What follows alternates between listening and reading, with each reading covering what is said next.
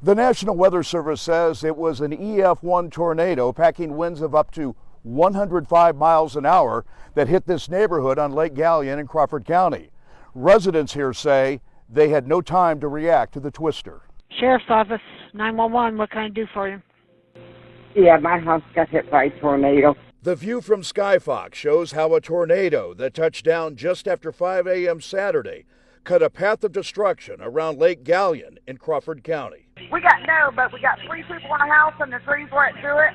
We got metal roof in our house. Our front door is busted. The trees clear across the whole house. Families living on Lake Galion say they were awakened not by tornado sirens or warnings on their iPhones, but by the sound and fury of the tornado as it churned through their neighborhood. My granddaughter came in the room and said, "Something sounds funny outside."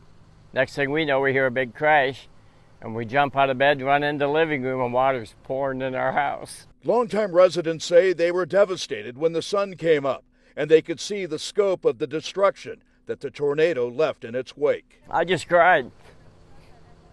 I grew up in this house.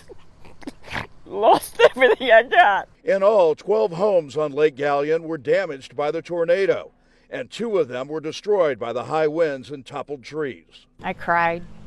I just bought the house a month ago. I haven't even made my first house payment on it.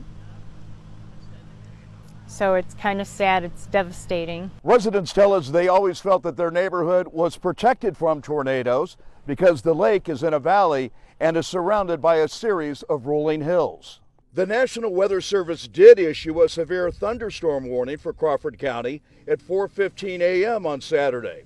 And on Monday, the Weather Service told Fox 8 News that there was no tornado warning issued because it happened so quickly in less than 5 minutes that radar did not detect the rotation that would have triggered a warning. I heard nothing. I heard the wind howling, I heard it raining, I saw it lightning. Homeowners here say the tornado was proof that technology cannot always predict the power of nature, and they are all now counting their blessings that they survived their brush with the twister. Oh, I'm totally grateful. God saved us. I mean, I guess the positive thing is that we're all okay, we all survived it, and that's the best thing. Residents spent the day trying to work with their insurance adjusters, trying to come up with a plan to make repairs to their homes or to find a new place to live for the time being.